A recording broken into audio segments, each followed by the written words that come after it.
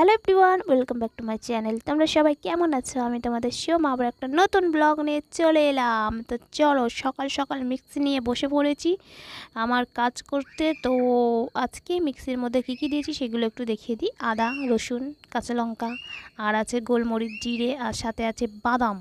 তো বাদামটা দেওয়ার বিশেষ একটা কারণ হচ্ছে বাদামের জায়গায় যে জিনিসগুলো দরকার ছিল, টমেটো আর দই, কিন্তু টমেটো আর দই এই মুহূর্তে না থাকার কারণে বাদামটা প্রায় 15 মিনিট আগে ভিজিয়ে রেখেছিলাম, ছাড়িয়ে নিয়ে এখন দিয়ে দিয়েছি।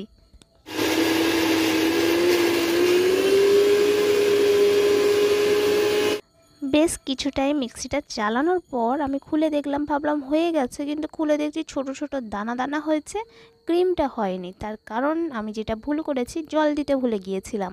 তো জলটা দিলে বেশ ক্রিম ক্রিম হয়ে যায়।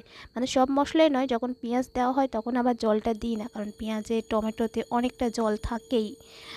তো সেই কারণেই। আর এই যে ছোটো ছোটো এক্সপিরিয়েন্সগুলো, এইগুলো তোমাদের সাথে শেয়ার করছি, তার কারণ আমার কাছে মিক্সিটা তো নতুন।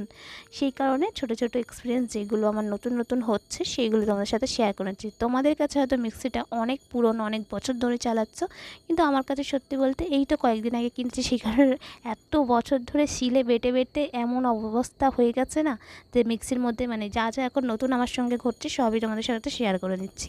চলো, ক্রিম ক্রিম হয়ে গেছে, এবার রান্নাটা করা যাক। রান্না করব বলে মাংস আলু টালু নিয়ে আমি বাইরের দিকে কোথায় যাচ্ছি রে বাবা? আরে বাবা, আমি রান্না করতেই তো যাচ্ছি। দেখো, তোমরা শুধু দেখো আমি কোথায় রান্না করছি।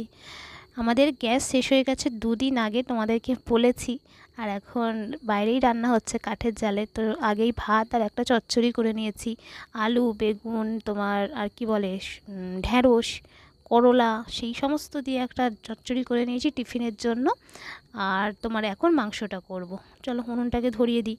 আর বেশ অনেকটাই ছাই জমে গেছে, কারণ ওই যে ভাত তরকারি সমস্ত একবার তো হয়েছে, সেই কারণেই অনেকটা বেশ ছাই জমে গেছে। ছাইগুলোকে নামিয়ে দিয়ে উনুনটাকে ধরিয়ে দিচ্ছি। আর বেশি মাংসতে আলু দিচ্ছি না মাংসর কারিতে, তার কারণ আমরা 5 জন মানুষ, বেশি আলু দিলে আবার অনেক হয়ে যাবে, সেই কারণে। আর আমি এমনি বেশি একসঙ্গে না রান্না করতে পারি না। আর আলুটাও দেখবে মাংসতে বেশি দিলে একদম ভালো লাগে না। মাংসটা এমনি শুধু করলে যে টেস্ট আসে, আলু দিলে কিন্তু সেই টেস্ট আসে না। কিন্তু মাংসের এই কারিটায় আমাদের দুপুরে যেহেতু খাওয়া হবে, সেই কারণে আলু দিতে বাধ্য হলাম আমি। তো 5 জন মানুষ, 5 জনের জন্য 10 পিস আলু দিয়ে দিয়েছি, ছোট ছোট পিস, বেশি বড় বড় করিনি। তো সেই মতোই চলো রান্নাটা করা যাক। Let's start.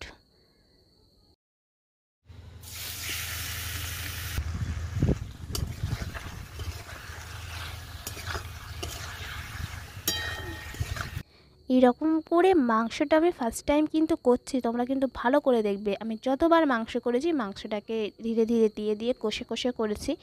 আর ম্যারিনেট করে রেখেছিলাম মাংসটা, যদিও ঝোলের মাংস ম্যারিনেট করে রাখি না।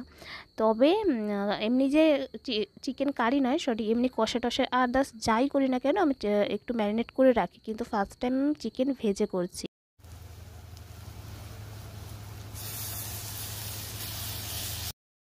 চিকেনের আলুটা ভেজে রেখে দিয়েছি। এবার কড়াতে দিয়েছিলাম গোটা গরম মশলা, তেজপাতা, শুকনো লঙ্কা, তারপর পেঁয়াজ দিয়ে উপরে দিয়ে দিয়েছি কাশ্মীরি রেড চিলি পাউডার, নুন আর হলুদ।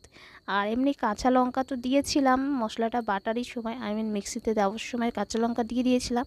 আর তোমরা ভালো মতোই জানো যে আমি কাঁচা লঙ্কা দিয়েই তরকারি করি, সব তরকারিই করি।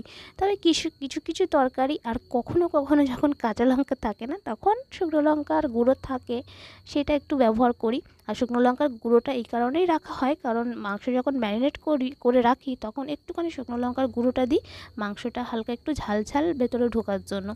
তো যাই হোক, এখন মাংসটা দিয়ে দিয়েছি আমি কড়ার মধ্যে। আর কালারটা না এই রকম করে, মানে মাংসটা ভেজে নিয়ে রান্না করলে কি হয়, মাংসের কাঁচা গন্ধটা চলে যায়। তো সেটা তো একটা বটে, তার সাথে হলুদ দিয়ে একটু ভেজেছিলাম আমি মাংসটা মানে ভাজার সময় তখন তেলে একটু হলুদ দিয়ে দিয়েছি।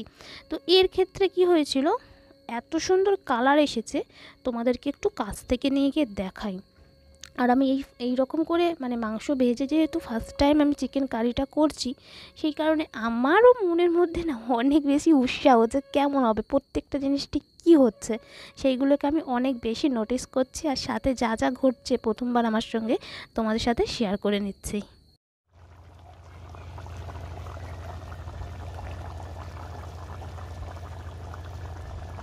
কষানো হয়ে গেলে অল্প একটু জল দিয়ে দিয়েছিলাম, এখন ফুটছে, একটু ভালো করে ফুটে গেলেই গরম মশলা দিয়ে নামিয়ে দেবো।